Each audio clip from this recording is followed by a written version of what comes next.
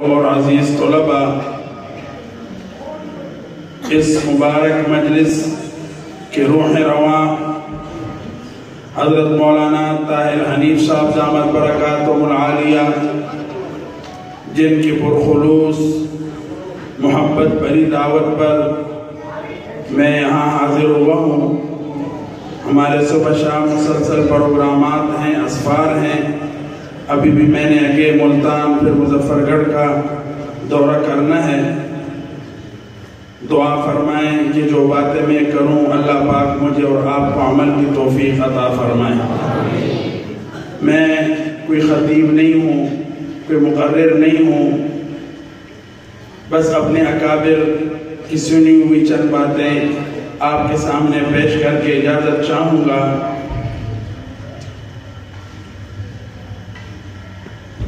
یہ اتنی مبارک مجلس ہے کہ اس مجلس کے اندر ایسی مجالس جہاں بھی ہوتی ہیں، ان مجالس کے اندر جتنی بھی لوگ آتے ہیں اللہ پاک سب کی بخشش و مغفرت فرما دیتے ہیں۔ سب بولو سبحان اللہ۔ یہ کوئی معمولی مجلس نہیں، یہ کوئی سیاسی مجلس نہیں، کوئی شادی کا فنکشن نہیں۔ یہ رب ذوالجلال کی طرف سے جو ہمیں تحفہ ملا ہے قرآن کریم، یہ وہ مجلس ہے الحمدللہ۔ اور یہ جن دو طلباء کی یہاں دستار بندی ہوئی، ان طلباء کی کیا شان ہے، کیا قدر و منزلت ہے، اس دنیا میں تو شاید ہمیں معلوم نہ ہو، لیکن حدیث مبارکہ نے کیا نقشہ کھینچا ہے کہ کل قیامت والے دن ان حفاظ کرام کو کیا انعام دیا جائے گا۔ حدیث پاک میں آتا ہے کہ قیامت کے دن، قیامت کی ہولناکی بہت سخت ہے۔ بعض ساتھی کہتے ہیں یعنی مولوی بہت سخت باتیں ڈراتے ہیں۔ ہم نے نہیں ڈرایا، قرآن نے ڈرایا ہے، حدیث مبارکہ میں ڈرایا گیا ہے، اولیاء اللہ کے اقوال نے ڈرایا ہے۔ میں اور آپ کون ہوتے ہیں؟ قرآن پڑھ کر دیکھیں، اس کے اندر ڈرایا بھی کیا ہے اور خوشخبریاں بھی سنائی گئی ہیں۔ حدیث مبارکہ میں آتا ہے کہ کل قیامت کا جو دن ہے یہ بہت ہولناک ہوگا۔ زمین جو ہے نا، زمین محشر کی قیامت والے دن وہ تانبے کی ہوگی، تانبے کی آگ اگل رہی ہوگی، آگ۔ اور سورج جو ہے یہ سوے نیزے پر موجود ہوگا۔ اس وقت انسان کو پتہ چل جائے گا کہ میں نے دنیا میں کیا کھویا، کیا پایا۔ اس وقت سب کچھ سامنے آ جائے گا۔ کہیں قرآن میں ہے وجوہ یومئذ علیہا غبرہ، وجوہ یومئذ مسفرہ، قرآن نے بتایا ہے اس دن کئی چہرے کھلکھلا اٹھیں گے، مسکرا رہے ہوں گے، ان کا اعمال نامہ ان کے سامنے سے دیا جائے گا۔ خوش نصیبو، یہ تمہارا اعمال نامہ ہے۔ جیسے آج کل ہمارے کہیں خفیہ بیلٹ پیپر سے ووٹنگ ہوتی ہے، کہیں ظاہری ہوتی ہے، یہ جو تو وہاں بھی ووٹنگ ہوگی، وہاں پر بھی کیا ہوگی؟ ووٹنگ ہوگی اس دن۔ جبار و قہار رب کے سامنے جو خوش نصیب ہوں گے، جنہوں نے قرآن پر عمل کیا ہوگا، اللہ رب العزت نے جو احکامات بھیجے اس پر عمل کیا ہوگا، جناب رسول اللہ صلی اللہ علیہ وسلم کی سنتوں پر عمل کیا ہوگا، صحابہ کی غلامی اختیار کی ہوگی، اولیاء اللہ کی باتیں سمجھ کر اس پر زندگی گزاری ہوگی، تو اس دن اعمال نامہ سامنے سے دیا جائے گا، خوشخبری ہوگی۔ اور جنہوں نے ان باتوں پر عمل نہیں کیا ہوگا، دنیا میں وقت ضائع کیا ہوگا، حلال حرام کی تمیز نہیں کی ہوگی، تو کل قیامت کے دن ان کا اعمال نامہ پیچھے کی طرف سے دیا جائے گا، ہاتھ پیچھے ہوں گے اس کے، اور ان کے چہرے سیاہ ہوں گے، سیاہ۔ بھئی میری بات غور سے سنو، یہ جتنے نوجوان پیچھے بیٹھے ہیں ہماری باتیں غور سے سنو۔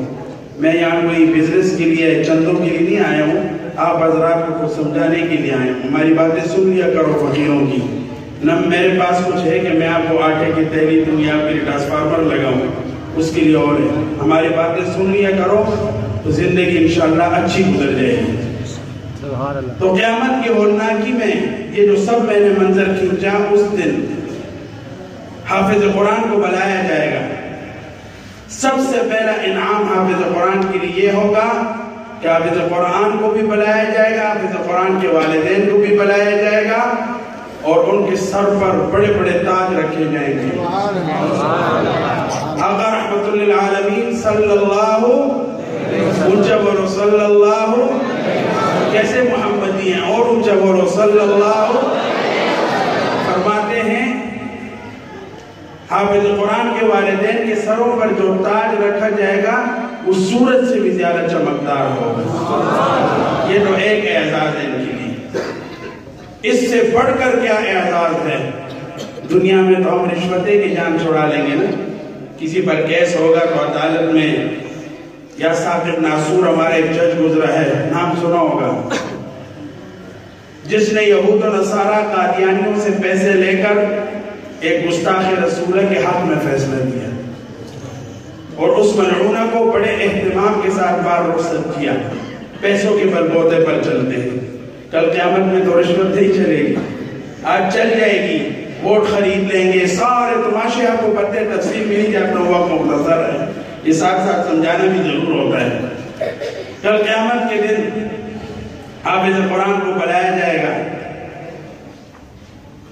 اس حافظ قرآن کو کہ اس نے قرآن کو سیکھا ہو، دل میں محفوظ کیا ہو اور اس پر من و عن عمل بھی کیا ہو، وہ حافظ قرآن۔ وہ حافظ قرآن نہیں، بعض ہوتے ہیں ایک وقت وہ حفظ تو کر لیتے ہیں، قرآن بلا لیتے ہیں، بھول جاتے ہیں اور غلط سوسائٹیوں کی وجہ سے، غلط لوگوں کی وجہ سے پھر داڑھیوں میں فیشن بھی بناتے ہیں اور بال بھی بگڑے تگڑے۔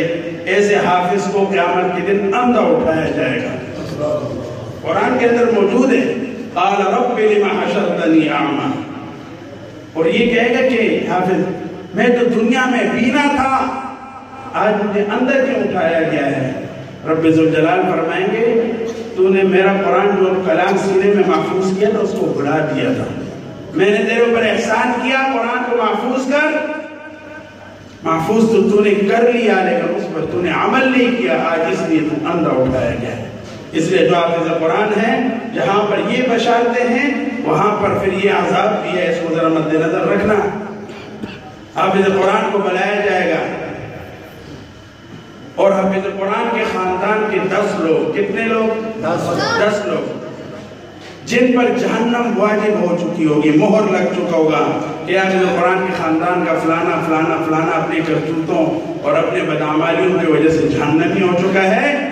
اللہ رب ذوالجلال اس حافظ قرآن کی برکت سے وہ 10 جو لوگ ہیں اس حافظ قرآن کے ساتھ ان کو بھی جنت میں داخل کر دیں گے۔ اپنے بچوں کو حافظ بناؤ، عالم بناؤ۔ آج ہمارے ملک میں 2 تعلیم چل رہے ہیں، ایک طرف دینی تعلیم، ایک طرف دنیاوی تعلیم۔ جو دینی تعلیم ہے وہ وحی الہی ہے، قرآن جس طالب علم نے جس استاد سے پڑھا، چلتے چلتے جناب محمد رسول اللہ صلی اللہ علیہ وسلم تک اس کی سند، وہاں سے اگلی سند حضرت جبریل امین سے اور رب ذوالجلال تک کی سند پہنچتی ہے الحمدللہ ہمارے قرآن پاک کی۔ اور حدیث مبارکہ کی جو سند ہے، ہم نے بخاری کس سے پڑھی، انہوں نے کس سے پڑھی؟ حضرت شاہ ولی اللہ رحمت اللہ علیہ سے ہوتے امام اعظم ابو حنیفہ رحمہ اللہ تعالی سے ہوتے ہوئے یہ سند جاتی ہے جناب محمد رسول اللہ صلی اللہ علیہ وسلم۔ آج کہتے ہیں یہ مولوی جو ہیں یہ انتہا پسند ہیں، یہ احساس کمتری کے شکار ہیں، یہ ہماری ترقی کے راہ میں رکاوٹ ہیں، مختلف انداز سے باتیں کیے جاتے ہیں۔ خدا کی قسم یہ علماء نہ ہوتے تو ہم لوگ کلمہ بھی نہ پڑھ سکتے۔ حاجی عبدالوہاب صاحب رحمت اللہ علیہ، نام سنا ہوگا، کوئی عالم نہیں تھے، ایک صوفی تھے، اللہ نے کتنا بڑا مقام عطا فرمایا۔ ہمارے ایک بزرگ کو فرمانے لگے کہ شکر کرو کہ سیاست کے اندر علماء اور تبلیغ کے اندر جو علماء محنتیں کر رہے ہیں ان کو غنیمت سمجھو۔ اگر یہ علماء اسمبلیوں کے اندر نہ ہوتے، یہ علماء دعوت و تبلیغ کے اندر نہ ہوتے، یہ علماء مدارس خانقاہیں نہ چلاتے، پاکستان میں تو اسلام مدارس یہ خانقاہیں مساجد تو دور کے بعد پاکستان میں ہم آزادی سے کلمہ بھی نہ پڑھ سکتے۔ اس طریقوں سے ہمارے ایمانوں کو تباہ کیا جا رہا ہے۔ ایک طرف دنیاوی تعلیم ہے، ہم نہیں کہتے کہ دنیاوی تعلیم نہ پڑھو، پڑھو اچھی بات ہے، لیکن دین بھی تو پڑھو نا۔ جو شخص دینی تعلیم حاصل کرتا ہے وہ اللہ کا محبوب بن جاتا ہے، اس کو نماز کی فکر ہوتی ہے، موت ہر وقت اس کو یاد رہتی ہے، اللہ کے احکامات پر پورا اترتا ہے، جناب رسول اللہ صلی اللہ علیہ وسلم کی شریعت پر پورا اترتا ہے، اور لوگوں کے خیر خواہ بن جاتے ہیں۔ اور دنیاوی تعلیم میں کیا ہے؟ ایسے لوگ پیدا ہو گئے، میری جسم میری مرضی۔ آج کیا کہوں، اسکولوں میں کیا پڑھایا جا رہا ہے؟ او اللہ کے بندو، او آقا رحمت اللہ علیہ صلی اللہ علیہ وسلم کے امتیوں، ہوش میں آ جاؤ۔ آپ کے بچوں کو کافر بنایا جا رہا ہے، قادیانی مرزائی بنایا جا رہا ہے، آپ کے بچوں کو کفریہ تعلیم دی جا رہی ہے، مختلف NGOs کی طریقے سے مختلف نئے نئے ناموں کے ساتھ آپ لوگوں کو تباہ کیا جا رہا ہے۔ حال ہی میں آپ نے دیکھا، پرسوں میڈیا میں بھی اچھلا، لاہور مدینی فیصل آباد کے اندر ایک یونیورسٹی کے اندر سرعام لڑکا لڑکی آپس میں گلے مل رہے ہیں، پھر کہتے ہیں کہ مولوی انتہا پسند ہے۔ مولوی تو حق بات کہے گا، اگر تم یہود و نصارہ، قادیانی، امریکہ اور یورپ کے غلام ہو تو ہم رب ذوالجلال کی دین کے غلام ہیں۔ نعرہ تکبیر! آج و کشت و ختم نبوت!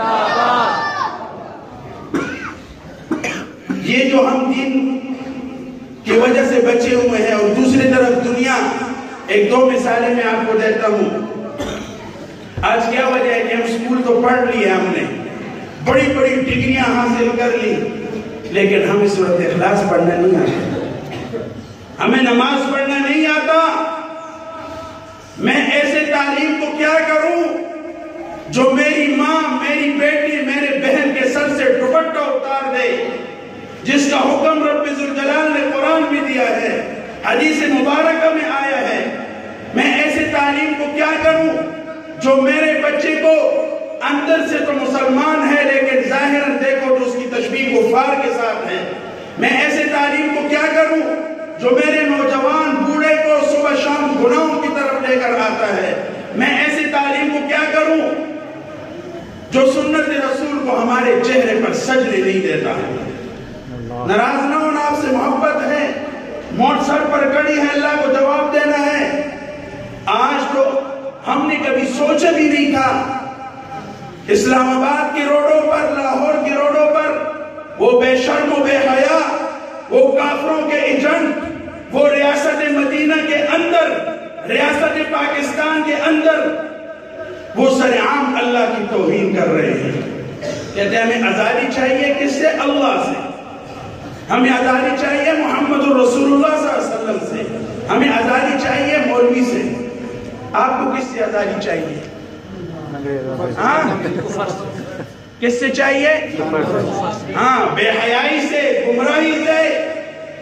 میرے پیارو، نام تو ریاست مدینہ کا ہے، ایک وہ ریاست مدینہ جو آج سے 1400-1500 سال پہلے تھی، جہاں پر خلیفہ وقت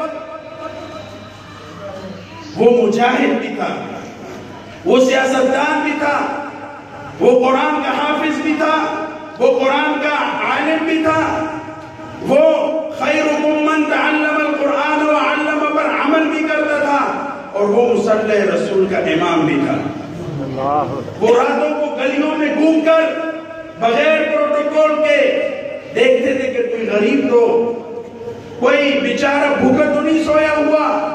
آج ہم صرف دعوے کرتے ہیں ہم مدینہ کی ریاست لائیں گے، ہم دعا کرتے ہیں اللہ کرے کہ ان کو یہ توفیق عطا ہو، ہم ان کے خیر خواہ ہیں حکمرانوں کے۔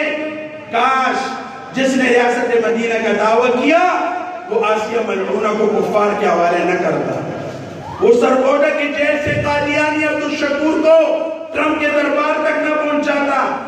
کاش آج عمران خان صاحب حافظ قرآن ہوتے، کاش آج عمران خان صاحب محدث کبیر ہوتے، کاش آج ان چھوٹے معصوم حافظ قرآن کی دستار بندی بھی عمران خان کرتا، مزہ آ جاتا کہ نہ آ جاتا؟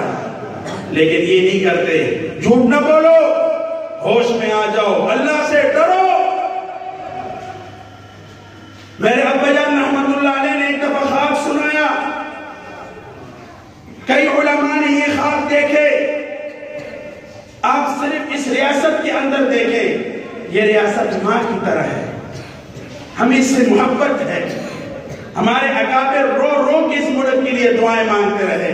امام الاولیاء مولانا احمد علی لاہوری رحمت اللہ علیہ ایک مرتبہ طواف فرما رہے تھے بیت اللہ شریف کے، حالانکہ اسی پاکستان میں ان پر کتنے ظلم ڈھائے گئے، پھر بھی کہہ رہے ہیں کریم ربا میرے وطن عزیز پاکستان کو تا قیامت آباد رکھنا۔ ہم بھی یہ دعا کرتے اللہ ہمارے اداروں کو سلامت رکھ، ہمارے وطن عزیز پاکستان کو سلامت رکھ، مدارس، مساجد، خانقاہوں، تبلیغی مراکز کو سلامت رکھ۔ آج مختلف طریقوں سے ہمارے ایمان کو تباہ کیا جا رہا ہے، ہوش میں آ جاؤ۔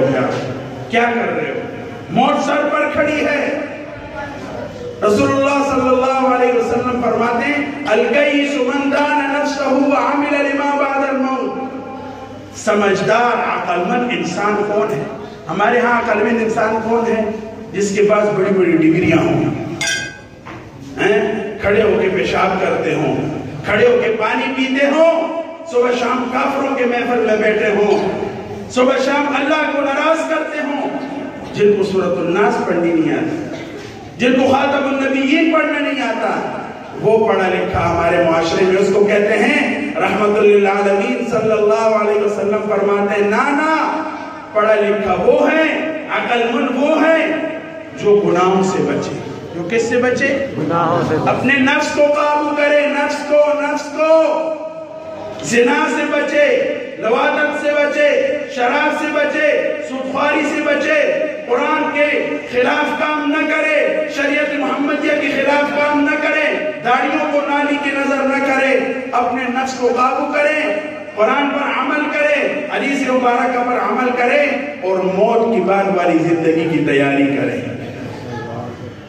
ابھی حال ہی میں 2-3 ہفتے پہلے میں نے ایک جنازہ پڑھا پنڈی میں، ہمارے پڑوس میں، حضرت 45 سال کا بندہ، 2-3 دن پہلے اس نے 2-3 مکان بیچے، 2-2.5 کروڑ روپے، ٹھیک ٹھاک۔ اکثر مجھے آگے کہتا تھا تم مولوی بکرے شکرے کھا گئے ہو۔ ہم نے کہا الحمدللہ ہمیں اللہ کھلا رہا ہے، بغیر حساب و کتاب کے کھلا رہا ہے الحمدللہ۔ ہمارے پاس نہیں ہے اتنے پیسے ہیں، ہم اسی کے نوکر چاکر ہیں، حضور کے نوکر چاکر ہیں۔ اللہ رب العزت اگر اپنے دشمنوں کو کھلائیں تو اپنے محبوبین کو نہیں کھلائیں گے، اپنے نیک بندوں کو نہیں کھلائیں گے۔ مجھے کہتے ہیں تم مولوی بکرے کھا گئے، میں نے کہا چھوڑو جی کیا کرو گے۔ اور تبلیغ والے ہمارے ساتھی، ان کی قدر کرو ان تبلیغ والوں کی۔ وہ جنید جمشید کتنا بگڑا آدمی تھا، وہ ڈھونگ جس کو دنیا نفرت کی نظر سے دیکھتی تھی، انگریزوں والی شکل بناتا تھا، شراب کے محفلوں میں بیٹھتا تھا، فحاشہ عورتوں کے محفلوں میں بیٹھتا تھا۔ ان تبلیغ والوں کی برکت سے، اللہ والوں کی برکت سے حضرت جنید جمشید بن گیا۔ آج وقت کے بڑے بڑے اولیاء اللہ کے قدموں میں اس کی قبر موجود ہے۔ سبحان اللہ۔ اللہ کی کسی کے ساتھ رشتہ داری نہیں ہے، یہ نہیں ہے پیر صاحب ہے، پیر کا بیٹا ہے، فلانا فلانا، نہ۔ نوح علیہ السلام کا بیٹا کنعان پیغمبر کا بیٹا تھا، قدر نہیں کہ اللہ نے اٹھا کے بات پھینک دی، نکل ادھر سے۔ انہو عمل غیر صالح، اس کے اعمال ٹھیک نہیں ہے، اپنے اعمال کی میں بھی ٹھیک کروں، یہ نہیں کہ تمہیں واز کروں اور میں فارغ نہ، پہلے میں اپنے آپ کو ٹھیک کروں پھر آپ ٹھیک کروں۔ اللہم صلی علی سیدنا مولانا محمد وعلی آلہ وسلم۔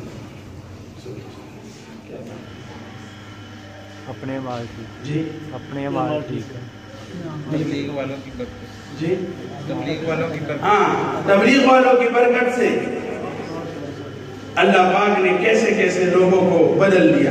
تو میں خواب سنا رہا تھا، والد صاحب فرماتے ہیں آپ نے پاکستان میں دیکھا صبح شام گناہ ہو رہے، کیسے کیسے نعرے لگ رہے ہیں، پہلے قوموں کا آپ کو پتہ ہے کیا ہوتا تھا؟ تھوڑی سی گناہ کا سوچتے بھی ان کے گناہ ان کے گھروں کے دیواروں پر لکھ دیا جاتا، ان کے ماتھوں پر لکھ دیا جاتا. ان تمام سابقہ امتوں کے گناہوں کو لے ہمارے اندر ایک ایک میں موجود ہے. بادشاہوں سے لے کر نیچے تک سودخواری، رشوت خوری، تمام کام ہم کر رہے ہیں. اس کے باوجود بھی ہمارے چہرے نہیں مسخ ہو رہے، ہم خنزیر و بندر نہیں بن رہے. یہ سب صدقہ رحمت للعالمین صلی اللہ علیہ وسلم. فرماتے خواب میں دیکھ رہے ہیں کہ فرشتے زمین کی طرف عذاب کو لے کر آ رہے ہیں،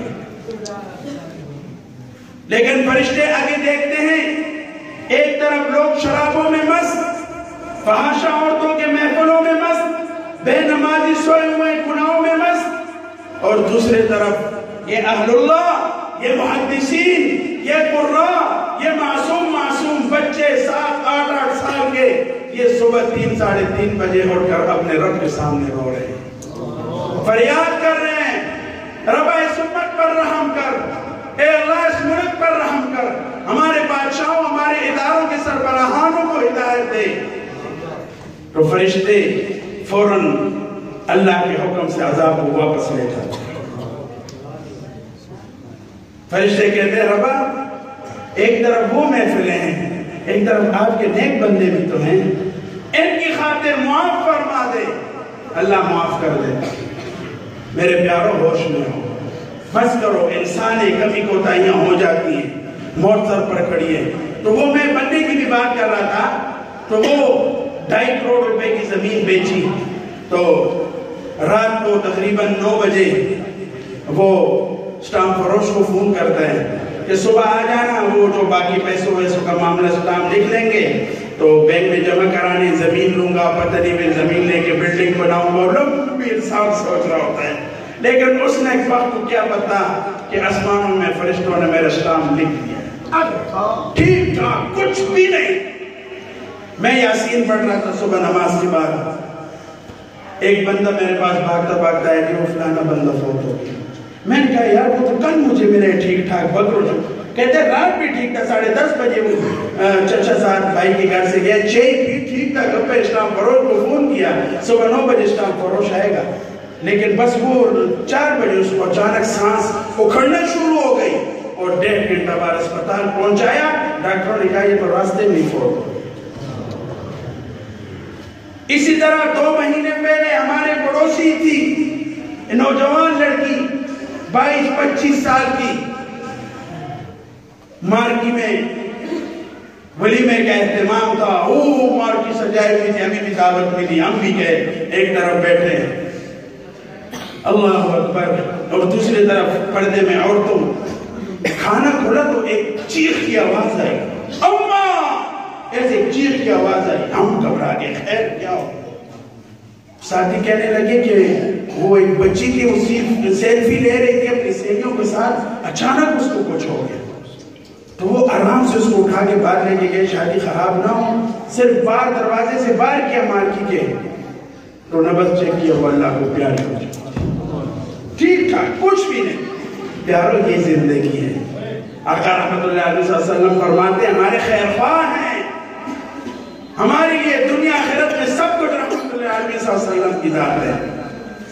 حضرت امّی عائشہ طیبہ طاہرہ فرماتی ہیں رضی اللہ تعالیٰ عنہ، آقا رحمت للعالمین صلی اللہ علیہ وسلم ساری زندگی اپنی امت کے لیے روتے رہے، اپنے اللہ سے مانگتے رہے، یا اللہ میری امت ہدایت دے دے، ان پر اجتماعی عذاب نہ لے کر آئیں.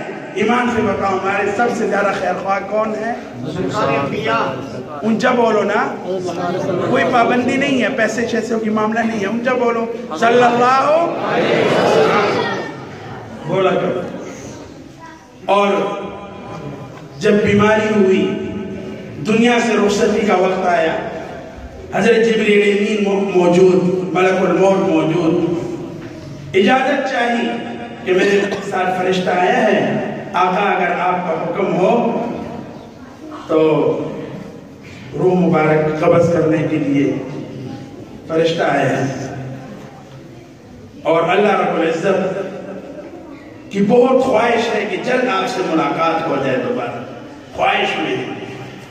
اللہ اکبر.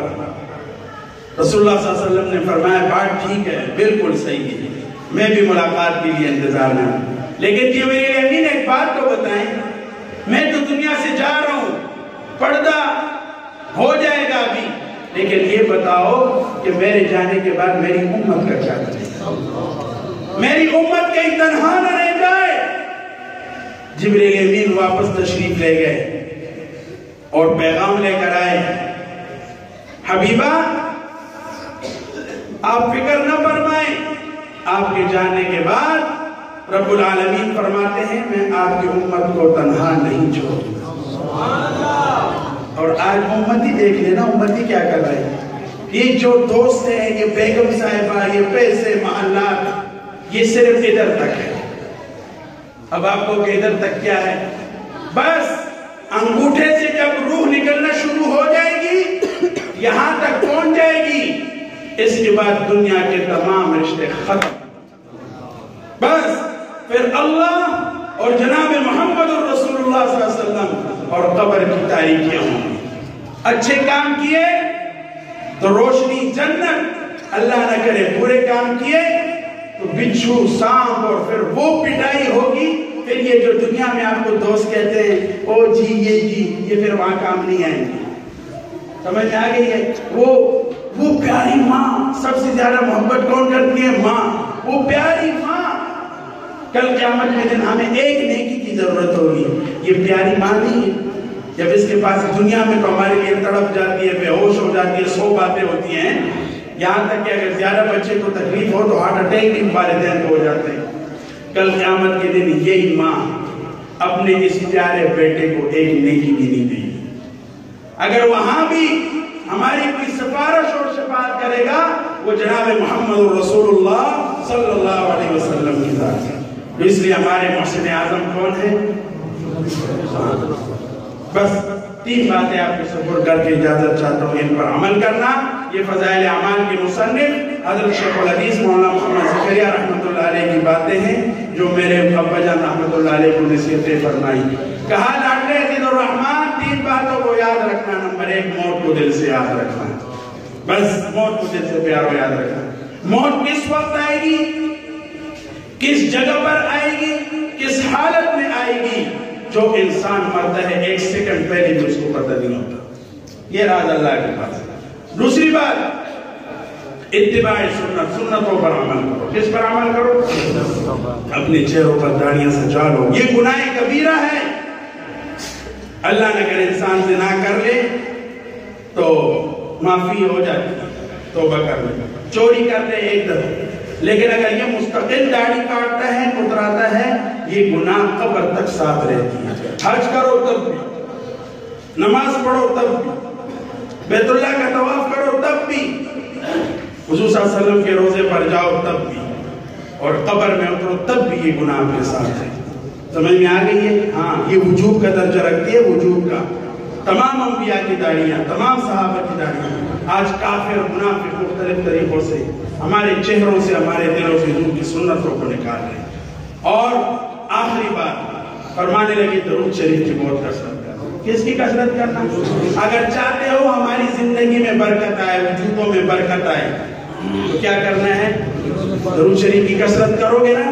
آقا رحمت اللہ علیہ صلی اللہ علیہ وسلم فرماتے ہیں جو زیادہ درود شریف پڑھے گا قیامت میں اتنے میرے قریب ہوگا، اور جو میرے قریب ہوگا میرے ساتھ جنت میں داخل ہو جائے گا۔ ایک، نمازوں کی پابندی کرنا، تہجد کی پابندی کرنا۔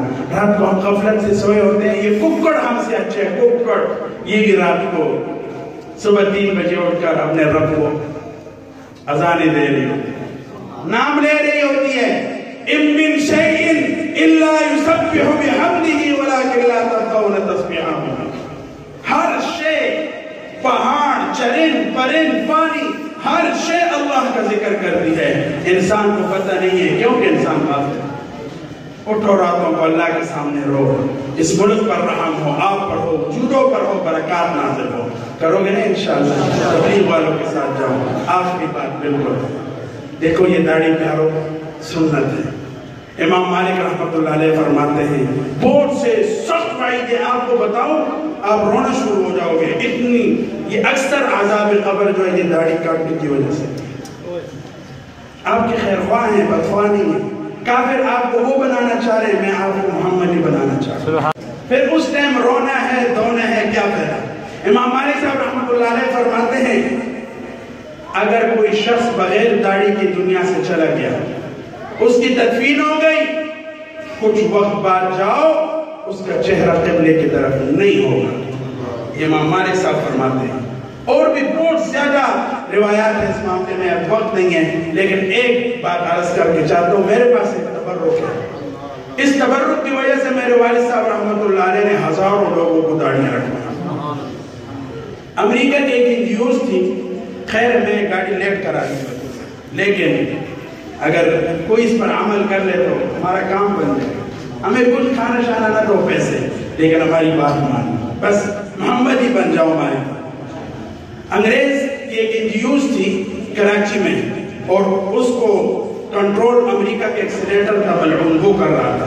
یہ جتنی بھی خرابیاں ان کے پیچھے کفار ہیں، اور جتنے نیک کام ہیں اس کے پیچھے علماء ہیں، قرآن و حدیث ہے. تو وہ نیوز نے اعلان کیا کہ جو انہوں نے اعلان کیا کہ ہم ایک دن میں 5000 لوگوں کو داڑیاں منڈوا کر ورلڈ ریکارڈ بنائیں گے. داڑیاں کٹوا کر کیا کریں گے؟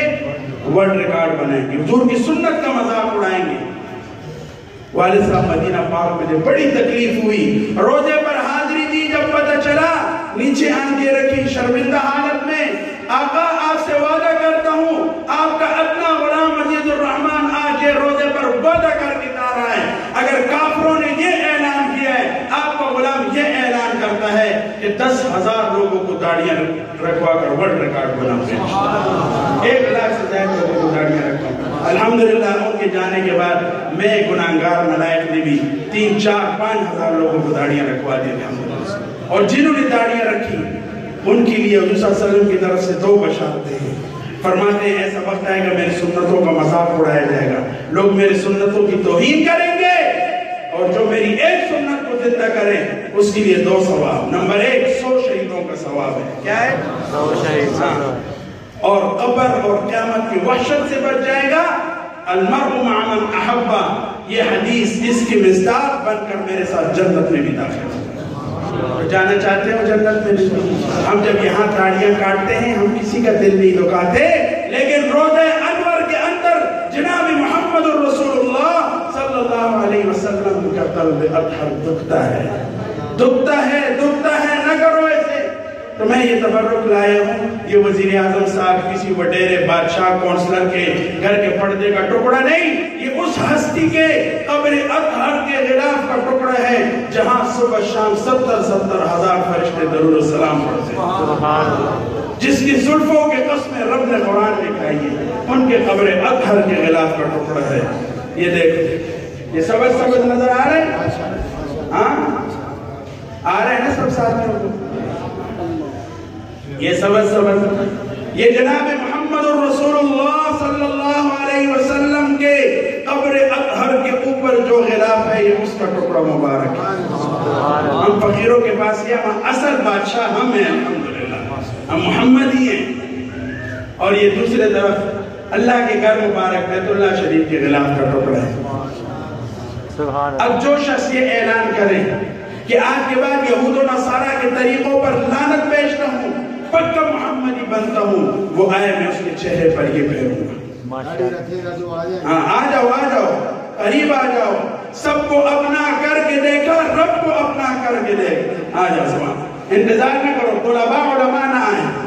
وہ لوگ جو داڑیاں اترواتے ہیں، کٹواتے ہیں، اپنی یہاں نصب و قابو کر لو. اللہ کے لیے اپنے آپ کو ذلیل کر دو، اللہ کا قیامت میں بلندیاں عطا کر دیں گے. سبحان. آ جاؤ، آ جاؤ. اصل غلام یہ ہیں. نعرہ تکبیر،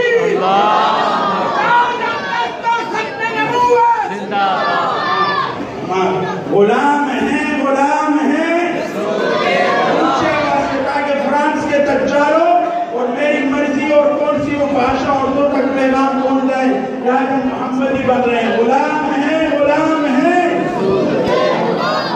غلام ہیں، غلام ہیں. درود شریف پڑھو. غلامی رسول میں، غلامی رسول میں تاج و تخت ختم نبوت.